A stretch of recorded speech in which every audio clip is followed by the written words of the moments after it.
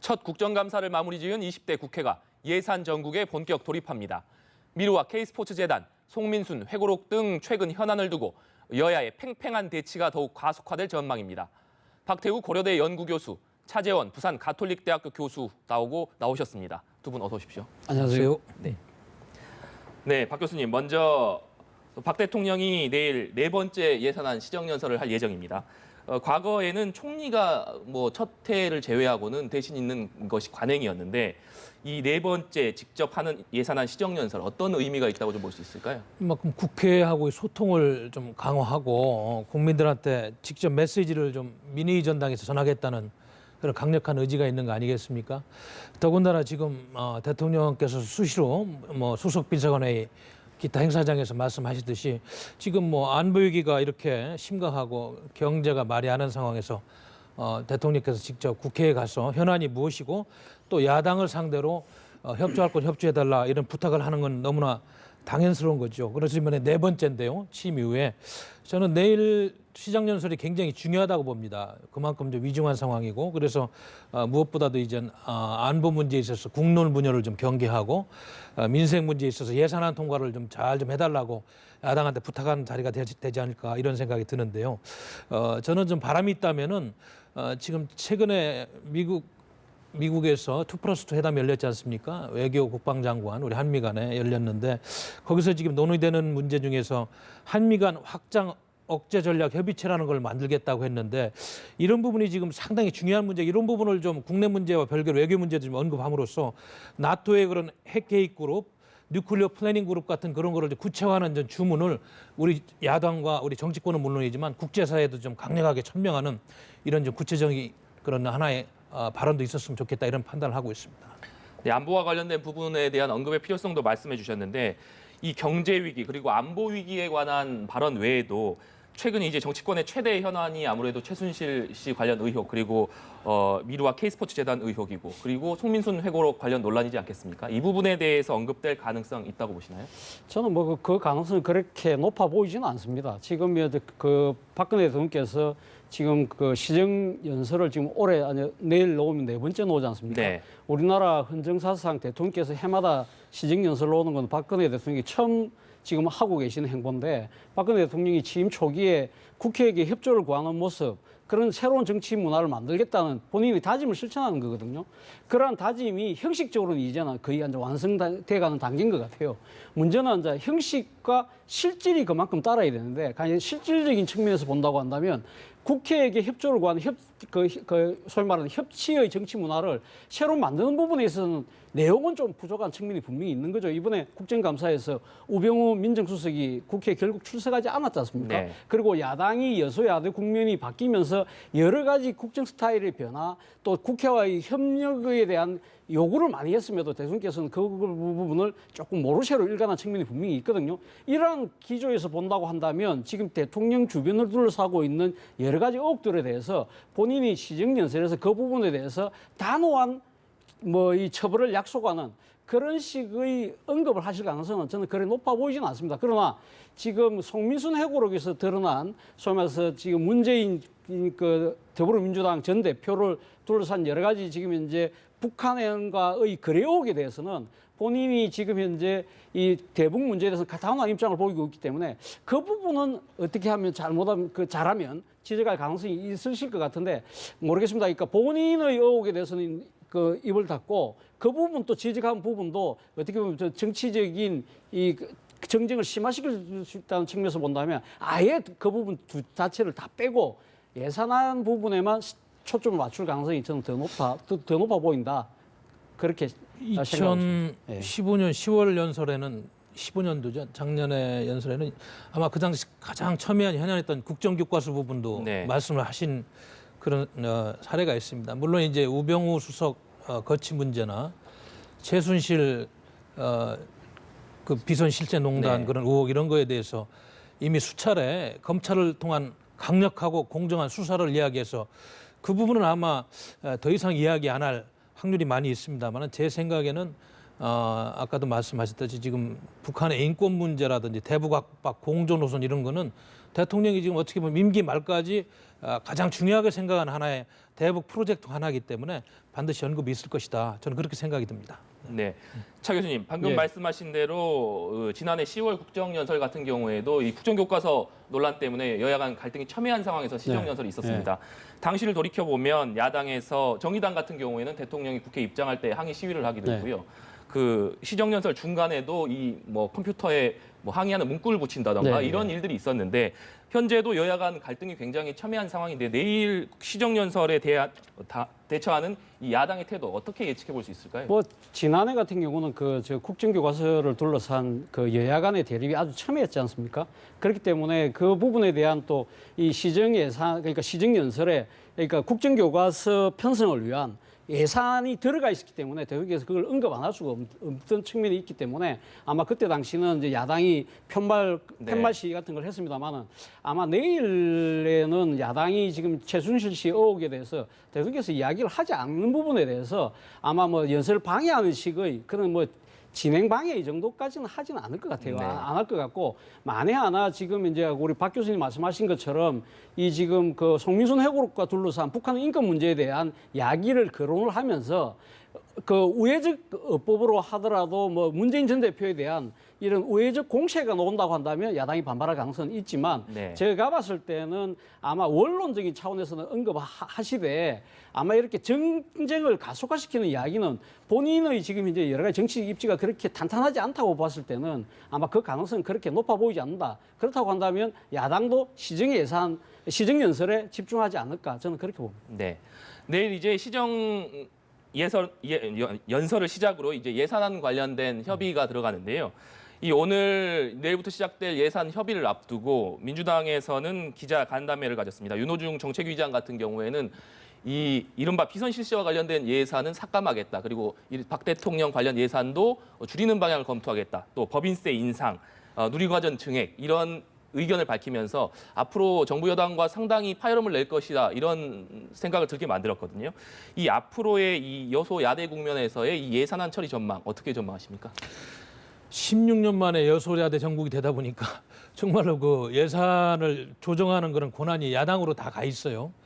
물론 뭐 국회 선진화법 때문에 12월 2일이라는 데드라인이 있습니다만은 그 중에 이제 뭐 조정하는 빼고 넣고 하는 권한은 야당이 많이 갖고 있습니다. 그래서 말씀하셨듯이 야당은 약 400조 원에 가까운 국가 예산 중에서 민생 예산을 일자리 창출 관련 예산을 적극적으로 반영하게 돼. 예를 들면 4.13 총선 과정에서 야당은 뭐 70만 개 일자리 창출 공약을 냈지 않습니까? 특히 청년 부분. 그래서 이번에 일자리 창출 예산 중에서 약 1조 1,000억을 5만 개 공공부문, 청년 부문 일자리 만드는 데 쓰겠다 등 이런 식으로 지금 많은 예산 증액을 민생 일자리로 잡고 있고 반면에 아까 말씀하셨듯이 지금 문화창조 벨트 융합 구축 사업이라든지 K밀 사업 등 어떻게 보면 현재 지금 거론되는 이런 안 좋은 소문에 관련된 예산들은 전부 삭감하겠다고 이렇게 벼르고 있습니다. 그리고 이제 뜨거운 감자 중에 하나가 법인세 문제인데 새누리당은 이미 뭐 비과세 감면 이런 혜택 이런 것 중에서 법인세를 인상하지 않아도 이미 기업들이 다 할 걸 하고 있다. 그런데 굳이 이제 야당은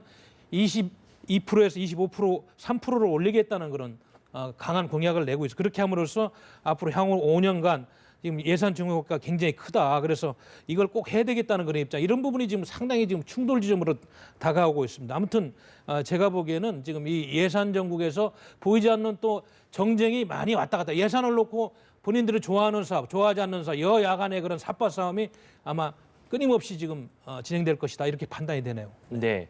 말씀하신 것처럼 이번 예산안에서 최대 내관으로 꼽히는 게 법인세 인상 여부인데요. 아무래도 내년도 대선이 있기 때문에 이게 각기의 지지자층들과 연관돼 있기 때문에 또 이 쉽게 물러설 수 없는 사안 아니겠습니까? 그렇죠. 이 법인세 인상안과 관련해서 예. 앞으로 어떻게 좀 전망하십니까? 더불어민주당과 국민의당은 지금 현재 그 중부담 복지를 가야 된다는 거 아닙니까? 복지에 대한 이 좀 비중을 더 높이려고 하면 지금 현재 안 그래도 재정 적자인데 이 재정 적자를 그래도 조금 메꾸려고 하면 그러면 세율을 높일 수밖에 없다. 그렇게 함으로써 소위 말해서 경제 민주화 또 양극화를 해소할 수 있는 하나의 방안이라고 생각하는 거죠. 이에 반해서 지금 여당 같은 경우는 일종의 포퓰리즘 아니냐. 그래서 반대를 하는 입장인데 여당은 그렇게 반대하고 싶지만 실질적으로 그게 가능할 것이냐는 부분에 있어서는 사실 좀 퀘스천 마크가 있는 것이요.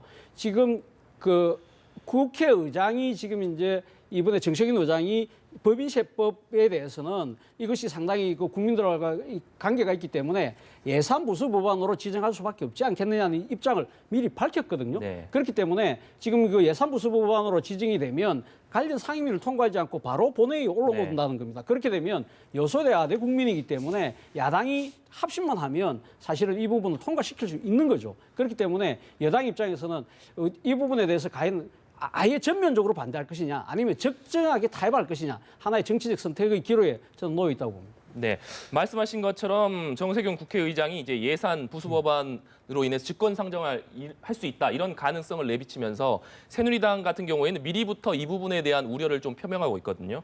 이 정세균 국회의장의 직권 예산 부수 법안으로 지정해서 직권 처리하는 방안 이런 방안이 현실화될 가능성이 있을까요? 저는 충분히 있다고 봅니다. 더군다나 지금 내년에 대선 정국을 앞두고 지금 더불어민주당이 이야기하고 있는 민생, 일자리 이런 예산이 상당히 지금 중요하게 전략적인 항목인데 예를 들면 이런 겁니다. 신규 청년 일자리 부분을 1조 1천억을 지금 배당해 놓고 있고 고교 무상교육 예산으로 1조 7천억 그리고 이제 노인들 기초연금을 20만 원에서 30만 원으로 이렇게 인상하면서 3조 3천억 이렇게 인상을 해놨습니다. 이런 부분들은 지금 민주당이 내년 대선에서 포퓰리즘적인 요소가 강한 어떻게 보면 중도 지역에 혹은 취약지층의 표를 가져오는 그런 예산들입니다. 그런 걸 보면은 정세균 국회의장이 그동안의 사회를 보면서 당 쪽에 편향된 그런 사회를 본 일부 그런 지적도 있었듯이 분명히 이건 부수법안 지정권을 활용해가지고 이런 예산을 통과할 확률이 충분히 있다. 저는 그렇게 봅니다. 네. 네, 이번에는 지난주를 또 흔들어 놨던 이슈 중에 하나가 송민순 외교부 장관의 회고록 논란이었는데요. 이 여당 같은 경우에는 당초 진상규명 태스크포스를 만들었는데 이거를 대책위로 격상을 하면서까지 이 문재인 전 대표에 대한 어떤 공세를 강화하는 모습을 보여왔습니다. 그런데 문재인 전 대표가 조금 전이죠. 불과 1시간도 되지 않았는데 SNS상에 글을 올렸습니다. 이 남북 문제에 관해서는 하늘을 우러러서 한 점 부끄러움이 없다. 새누리당의 사악한 종북 공세는 끝장을 보겠다. 그다음에 DJ처럼 내 길을 가겠다. 이런 정면 돌파의 의지를 밝혔습니다. 이 지금 시점에서 문재인 대표가 이렇게 강한 발언을 내놓은 배경, 차 교수님 어떻게 볼 수 있을까요? 아무래도 이 진실 지금 공방이 벌어지고 있지 않습니까? 그런데 이 진실 공방을 지금 현재 가면 어느 누가 진실이고 누가 거짓이라는 걸 밝힐 객관적인 증거가 지금 나오기가 쉽지 않은 국민인 거죠. 현실적 한계를 그러니까 문재인 전 대표가 잘 이용을 하고 있다. 어떻게 정치적으로 해석을 한다면 사실 뭐 지금 이제 지금 논란이 된 게 2007년 11월 18일 날 청와대 서별관 회의록이지 않습니까? 그 회의 자체가 공식적인 회의가 아니었기 때문에 대통령 기록물로도 지정 안 돼 있을 가능성이 상당히 높습니다. 회의록 자체가 존재하지 않을 가능성이 높다는 거죠. 설사 회의록이 있다고 한다 하더라도 지금 현재 그거는 여야 3분의 2의 그 동의를 받아야만 열어볼 수가 있다는 거죠. 근데 현재 정치적인 여건상 지금 현재 대통령 기록물 열람할 수 있는 상황이 아니지 않습니까? 그렇다고 한다면 이는 끝없는 소모적 공방으로 갈 수밖에 없기 때문에 문재인 전 대표 입장에서는 본인 나름대로는 진솔하게 나는 솔직히 그때 몰랐다. 나 기억이 안 난다. 그리고 내한테는 내가 북한 인권 대북 결의안에 대해서 내가 찬성하면 나는 훨씬 더 유리한 입장이었지만 내가 모른다고 이렇게 이야기하는 건 난 진짜 진실을 이야기하기 때문에 네. 나의 정치적인 여러 가지 공공함 불리함에도 나는 내 이야기를 하는 거 아니냐. 나름대로는 오늘 뭐 그 김종인 전 대표가 이런 말씀하셨더라고요. 문재인 전 대표고 당당함과 진실로 말하라는데 나름대로는 문재인 전 대표 입장에서는 자기 나름대로는 진실함과 당당함을 내보이는 것 같아요. 근데 문제는 뭐냐면 지금 이제 일반 국민들이 그럼 이 상황을 어떻게 보느냐는 거죠. 그러니까 문재인 전 대표가 내년 대선을 통해서 대통령이 되려고 하시는 분 아닙니까? 대통령은 말 그대로 국가 통수권자인데 과연 지금 국민들이 가장 큰 의문은 그건 것 같아요. 똑같은 상황이 맞닥뜨렸을 때 과연 문재인 전 대표가 어떤 생각과 어떤 견해를 가지고 이걸 헤쳐나갈 것이라는 부분인데 그 부분에 대해서는 본인이 딱 부러지게 말씀을 안 하고 계시거든요. 네. 저는 사실 이런 입장 표명에 있어서 예를 들면 북한의 도발이라든지 핵 개발에 이는 나 단호하게 대처하지만 그러나 북한의 인권 문제에 대해서는 나 원칙적으로 나는 북한에 대해서 질책할 건 질책하고 해초리 되는 해초리 들겠다는 그런 의지를 표명한 또 하나의 방법이라고 생각하는데 그 부분 아직까지 안 하시고 계시는데 모르겠습니다. 그거는 나중에 시간이 지나고 난 뒤에 때가 필요할 때 하실지는 안 할지 모르겠지만 그 부분이 빠진 이 입장 표명은 조금 부족한 것이 아닌가 하는 생각입니다. 네, 박 교수님 어떻게 보셨습니까? 그렇습니다. 우리 문재인 대표께서 고민이 많겠죠. 내년에 어떻게든 대선 정국에서 재수를 해서 대통령이 되고 싶은 꿈이 있는데 중요한 건 이거 같습니다. 물론 저도 좀 보수적인 학자입니다만은 많은 보수층에서는 그런 생각을 하는 것 같아요. 문재인 현 대통령 후보가 내년에 대통령이 됐을 때 과연 국군 통수권자로서 대다수 국민들이 안심할 수 있는 그런 대북 정책과 국군 통수권 능력을 갖출 것이냐 여기에 지금 초점이 있는 것 같아요. 더군다나 지금 북한이 핵을 지금 2020년이면 100기까지 소유한다고 되고 현재도 16개 정도 갖고 있다는 판단인데 이건 뭘 이야기냐 한반도에서 군사적인 균형이 깨졌습니다. 재래식 무기가 아니고 핵무기를 통한 군사적인 균형이 깨진 거예요. 이런 상황에서 우리가 어떻게 보면 아직까지도 군사적으로 대치하고 남북 간의 관계를 평화라든지 협력 이런 거 가지고 과연 풀 수 있느냐. 그래서 한반도에 평화가 오느냐. 국제정치적으로 미국의 선제 타격론이 나오고 말이죠. 그리고 북한이 언제든지 서해 5도 특별지대에 군사공격을 할 수 있다는 이런 지엄한 정국에서 아직까지도 평화 논리 그리고 남북 정상회담 추진위원장으로서 2007년도에 해놓은 14합의를 문재인 대표는 가지고 간다는 거냐. 시대가 바뀌고 상황이 이렇게 엄중한데도 똑같은 관념으로 갈 것이냐. 여기에 대해서 보수층의 국민들은 많은 의구심을 갖고 있는 겁니다. 그래서 저는 제가 보기에는 뭐 그렇게 일관되게 이야기하는 것 좋지만은 대통령을 하겠다는 사람은 분명히 안보관을 국민들한테 자세하게 설명을 하고 그리고 이러이러한 것이 부족하고 기억이 안 난다는 것보다는 모르겠어요. 뭐 저도 기억력이 이렇게 좋은 편은 아닙니다만은 왜 기억이 안 난다는 것이 나도 그것도 이해가 안 될 정도니까 다시 한번 좀 생각을 해보는 것이 좋을 것 같습니다. 네, 문재인 전 대표의 입장에 대한 대담은 이 정도로 마무리하고요. 지난주 같은 경우에 또 정치권에서 관심을 모았던 부분이 손학규 전 고문의 정계 복귀였습니다. 2년여 만에 정계를 복귀했는데 이 손학규 고문이 왜 이 시점에 정계를 복귀하면서 또 복귀하자마자 민주당이라는 당적을 버리지 않았습니까? 왜 당적은 버렸는지 차 교수님은 어떻게 보십니까? 손학규 전 대표가 지금 정계 복귀를 하면서 내세운 명분이 새 판을 짠다는 거거든요. 지금 현재 국민이 만들어준 뭐 3당 체제 자체가 이 상황으로는 지금 이제 우리가 당면하고 있는 국가적 위기를 헤쳐나갈 수 없다. 이제는 그리고 또 무엇보다도 그 손학규 전 고문이 생각하는 부분에 있어서 87년 체제로 상징되는 제6공화국의 체제를 가지고는 우리가 지금 21세기의 격변하는 이 국제정치 속에서 대한민국이라는 배가 제대로 나갈 수 없다는 거죠. 그렇기 때문에 이 부분을 새로 바꿔야 된다. 그렇게 한다면 본인 스스로가 기존의 정치적인 틀 속에 프레임을 깨고 나올 수밖에 없다는 거죠. 그렇기 때문에 본인은 그걸 기득권이라고 이야기했습니다만 민주당 당적을 내려놓고 소위 말하는 새로운 지대에서 새로운 판을 짜기 위해서 본인이 지금 그렇게 외치는 부분은 사실은 뭐 그런 명분상도 있지만 현실적으로 지금 이제 더불어민주당 내에서 본인이 다시 돌아가서 그 상황에서 본인이 내년 대선을 위해서 뛰기에는 소위 말하는 이 지금 문재인 전 대표로 대변되는 그런 문재인 대세론이 아주 강고한 상황에서 이걸 갖다 깨고 나가기에는 역부족이라는 생각도 현실적인 그런 계산도 작용했다고 보는 겁니다. 그렇습니다. 우리 손학규 전 대표께서 2014년 7월 30일 수원병 보궐선거에서 참패도 아니고 뭐 졌습니다. 참패는 잘못된 표현이고 진 이후에 강진에서 2년 동안 집거하면서 많은 고민을 하고 국가경영에 대해서 아마 생각을 했을 겁니다. 그리고 지금 안철수 전 대표하고 만나서 뭐 10년 동안 뭐 집권 플랜도 이야기하고 좋은 담론을 가지고 나왔는데 저는 이번에 이제 제3지대에서 손학규 대표 역할론이 상당히 좀 있을 것이다 이렇게는 보여집니다. 왜냐하면 지금 이쪽에 새누리당 쪽에서도 알다시피 이재호 전 의원이라든지 아니면 정의화 전 국회의장 등이 비슷한 생각을 가지고 움직이는 걸로 알고 있는데 중요한 거는 그거 같습니다. 손학규 전 대표가 이번에 다시 정계 복귀 선언을 하면서 좋은 말씀도 하시고 헌법 개정을 통해서 제7공화국을 새로 만들 수 있는 그런 새로운 역사 창조를 이야기했습니다만 제가 보기에는 아무튼 진보를 대표하고 진보 쪽에서 지금 담론을 최근에 만들어 왔기 때문에 좀 더 크게 지금 우리 대한민국 사회가 갖고 있는 진보 진영의 문제점에 대해서 신랄하게 비판을 하면서 손학규는 대한민국이 통일되는 그날까지 이러한 진보는 잘못되고 이러한 진보를 위해서 헌신하겠다 이러면서 좀 구체적으로 현재의 진보 세력의 문제점들에 대해서 좀 비판을 하면서 새로운 진보 담론을 만들었으면 좀 더 정계 복귀에 설득력이 있지 않았을까 이런 면에서 조금 제7공화국만 언급한 것에 대해서는 저는 조금 좀 부족했다 이런 생각이 들었습니다. 네, 그런데 이 손 전 대표가 정계 복귀를 선언하는 기자회견장에서 본인의 이 책을 들고 나왔거든요. 그런데 이 책 안의 내용을 보면 안철수 전 대표를 만나서 둘이 힘을 합쳐 10년 이상 갈 수 있는 정권 교체 뭐 이런 걸 네. 하기로 했다. 뭐 이런 문구가 나오면서 여러 가지 시나리오들이 나오고 있습니다. 이 차 교수님께서는 이 부분은 좀 어떻게 해석하십니까? 그러니까 지금 이제 손학규 전 고문의 입장에서는 아까 방금 말씀드린 대로 제6공화국이 아닌 7공화국을 출범시켜야 된다는 거 아닙니까? 그렇게 한다고 그렇게 하려고 어떻게 해야 되죠? 개헌을 해야 된다는 소리거든요. 그럼 개헌을 하려고 하면 지금 당장은 지금 이제 박근혜 대통령 임기 내에서 개헌하기는 제가 봤을 때는 거의 힘들고 그것도 손학규 전 고문 입장에서도 그걸 강제할 방법이 없습니다. 그러면 그 어떻게 해야 되느냐?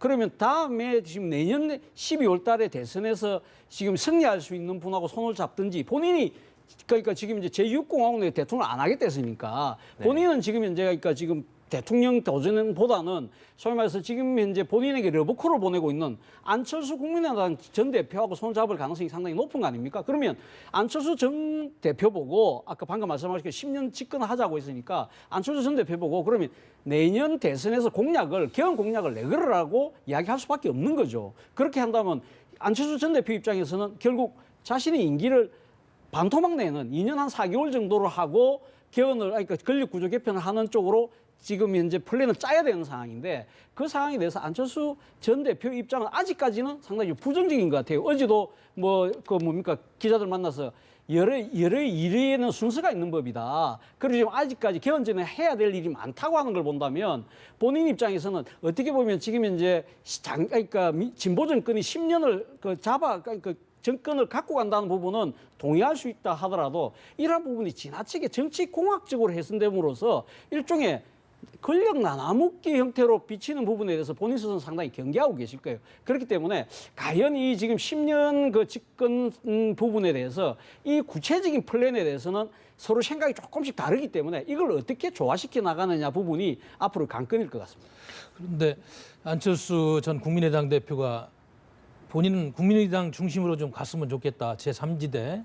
그래서 세력 개편이 있어도 이런 의견을 좀 필요가는 것 같고 그리고 손학규 대표가 지금 지향하는 바는 중도 세력을 규합해가지고 제3의 대통령 후보를 비박 비문을 규합하는 제3 후보를 내겠다는 거 아니겠습니까? 이런 일을 하는 데 있어서 가장 중요한 거는 과연 이념과 노선을 어떻게 만들어내느냐. 친박과 친문을 배제한 중도 지역의 그런 세력을 규합할 수 있는 이념과 노선을 어떻게 만들어내냐. 이것이 지금 숙제입니다. 그래서 제가 좀 전에도 언급했습니다마는 그 문제는 상당히 중요합니다. 지금까지 대한민국이 진보 세력이라고 이야기했던 그 노선과의 차별성. 진보가 유럽식으로 순수한 좌파가 아닌 말이죠. 수구 좌파가 되면 안 되잖아요. 그런 차별성을 어디에서 어떻게 지금 만들어내고 새누리당으로부터 이렇게 끌어올 수 있는 세력들과의 공감대를 어떻게 만들어내냐. 그래서 이런 노선과 이념의 문제가 앞으로 잘 정립이 돼야지 제3지대도 본인들이 원하는 방향으로 갈 수 있을 것이다. 저는 이런 좀 생각을 해봅니다. 박 교수님 방금 노선과 이념을 말씀해 주셨는데 이 손학규 전 대표가 7공화국을 언급을 하면서 말씀해 주신 대로 제3지대론에 대한 다시 이제 관심을 받고 있지 않습니까? 이 내년 대선 국면을 앞두고 이 제3지대론 과연 이 현실화될 가능성 어떻게 전망하십니까? 저는 지금은 50대 50으로 봅니다. 개인적으로 감히 이제 말씀드리자면 그러나 이제 우리 한국 정치가 이제 대선 국면이 후보들이 선출이 되고 전당되고 이런 과정을 보면 또 지역 패권주의로 가고 또 조직 싸움이 되는 경향이 많이 있었어요. 그래서 제가 보기에는 지금 이러한 거를 미연에 방지하고 국민적인 그 중도 지역의 세력들을 규합하려면 지금부터 시대 정신에 맞고 우리 한국이 처한 상황에서 객관적인 분석을 통해서 정책을 내는 그런 노선과 이념 정립을 치열하게 해서 국민들의 공감대를 만들어 가야 됩니다. 시간이 많지 않습니다. 그래서 11월, 내년 1, 2월 이 한 3, 4개월 동안에 그런 걸 잘 만들어 가면은 저는 50%의 확률을 좀 키울 수가 있다. 그러나 한국 정치의 그런 병폐를 얼마나 깰 수 있을지 저는 큰 퀘스천 마크를 갖고 있습니다. 제3지대론이 교수님 말씀해 주신 대로 언급되면서 주목받는 부분이 지금 대권주자 지지율 1위를 달리고 있는 반기문 총장의 행보입니다. 이 반기문 총장이 제3지대에 합류할 가능성 어떻게 전망해 볼 수 있을까요? 저도 그 부분에 대해서는 이렇게 섣불리 예단하기는 힘듭니다만은 지금 현재 그 여건을 둘러싼 여러 가지 기류를 본다고 한다면 반기문 총장의 고민은 깊어질 것 같습니다. 사실 반기문 총장이 지금 여건의 후보로 지금 많이 거론되고 있습니다만은 지금 현재 박근혜 대통령을 둘러싼 여러 가지 지금 의혹들이 있지 않습니까? 최순실 의혹 이런 것 때문에 지금 박근혜 대통령의 지지율이 상당히 빠지고 있다는 거죠. 그런 상황에서 지금 반기문 총장이 정말 친박계가 원하는 꽃가마를 설득하기가 쉽지 않은 상황이라는 거죠. 본인이 자칫 잘못했다가는 본인도 같이 속된 표현으로 도매금으로 넘어갈 가능성이 상당히 높다는 거죠. 그렇기 때문에 본인 입장에서는 아마 만약에 내년 대선에 뛰어든다고 한다면 아마 최소한 본인이 그러니까 새누리당의 반기문이 아니라 반기문의 여당을 새로 만드는 그런 조건이 되지 않고서는 섣불리 나오지는 않을 것이다. 그러니까 여당으로 가긴 힘들 것이다. 그렇다고 한다면 소위 말하는 제3지대 여기는 아까 지금 손학규 전 고문이 말하는 제3지대 또 별도의 제3지대에서 나름대로 아마 좀 호흡을 고르면서 좀 여러 가지 타진을 해볼 가능성이 높다. 그리고 결국은 제가 봤을 때는 그러니까 반기문 총장이 여당 후보를 가느냐 안 부느냐는 최순실 씨 의혹을 둘러싼 이 부분에 대해서 정부 여당이 어떻게 조속히 이 의혹을 털고 가느냐 저는 그것이 가장 큰 변수라고 생각합니다. 네, 알겠습니다. 네, 지금까지 두 분 전문가 모시고 전국 현안에 대한 다양한 얘기 나눠봤습니다. 두 분 오늘 말씀 감사합니다.